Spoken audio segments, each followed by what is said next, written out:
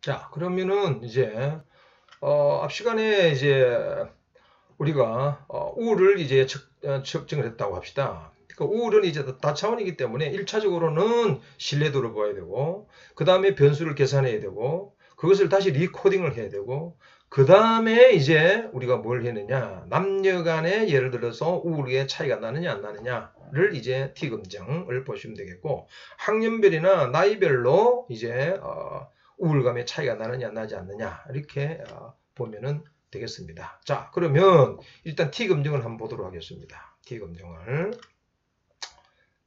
한번 보면은 T검증은 이제 이 분석에 들어가야 된다고 그랬죠.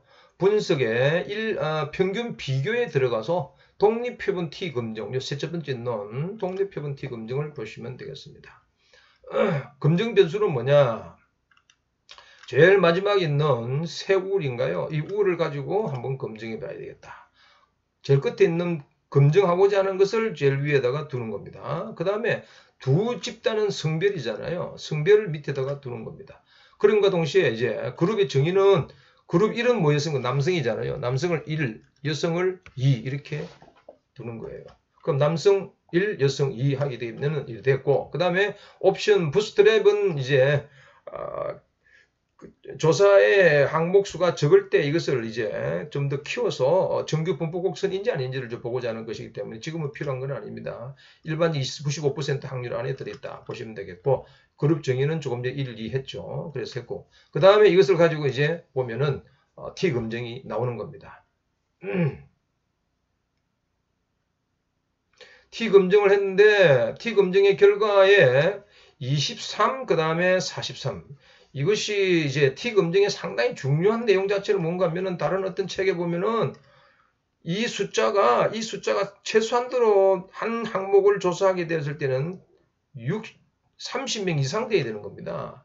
왜냐하면 T 검증이라는 자체는 30명 이상이 되었을 때에 비로소 한 집단의 정규 분포 곡선을 가정할 수 있거든요. 한 3명이나 5명 이렇게 되어버리면은 검증 자체가 검증이 실제 그렇다라고 말하기는 굉장히 곤란합니다. 위험하기 때문에 30명 정도 이상 뭐 여러 그렇기 때문에 한 300명이나 500명 정도 이렇게 측정을 해야만 정규 분포 곡선을 그릴 수 있기 때문에 여기 숫자가 최소한 30 이상 되는 게 좋다. 지금은 레베너의 등분산 이것은 뭐 참고하시면 되겠고, 지금 그걸 보시는 중요한 것이 아니고, 여기에 나왔을 때 가장 중요한 것은 등분산 가정하지 않은 그 다음에 상세한 설명을 하도록 하고, 지금 중요한 것은 T 검증에 있어서 다른 것은 보면은 안 돼요. T 이 값을 보는 거예요. F 값과 유의 수준은 그냥 다음에 시간 설명하도록 하고, 지금은 T 검증에 있어서 다른 건 여러분 볼 필요가 전혀 없습니다. 그래서 요 T 검증에 나오는 마이너스 1, 그 다음에 096이라고 하는 이 값 자체, 이것도 볼 필요 사실은 없어요. 문제는 여기 나오는 이것이 .277이잖아요. 양쪽이라는 것 자체는 차이가 난다 할 때는 차이 검증이라고 해가지고 양쪽에 정규분포 곡선의 양쪽을 가지고 측정하는 것인데 .277이라는 것 자체는 0.05보다 더 작아야 됩니다. 이 숫자가 유의 수준 자체가 따라서 0.04라든지 0.02라든지 이렇게 되어야 이 의미가 있다는 이야기죠. 따라서 0.04, 0.05보다 더 큰 0.27 이래 되면은 우울이 쉽게 말해서 남자가 평균이 얼마였습니까? 평균이 0.34였잖아요. 예, 지금 현재 세우울이라고 하는 것 자체가 1점도 안 돼요. 1이 지금 현재의 약한 우울이잖아요.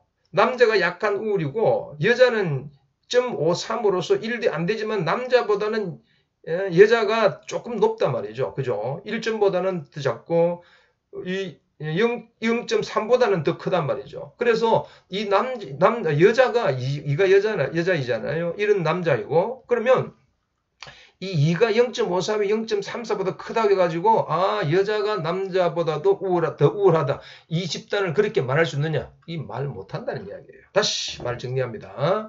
평균 비교를 하여서 평균이 0.53이 0.34보다 높다 해서 여성이 남성보다 이렇게 평균적이 높다고 해서 이 여성 집단이 남성 집단보다도 더 우울하다. 이렇게 말을 할 수 있느냐? 그건 말을 못한다는 이야기죠. 그 말을 할 수 있으려면은 여기에 조금 전에 했던 이 유의 수준에서 0.05보다도 더 작아야만 비로소 0.04나 0.03, 0.01, 0.001, 이중 0.0001 이런 정도가 되어야만이 이것이 뭐냐면은 이것이 영가스를 기각하는 수준이에요.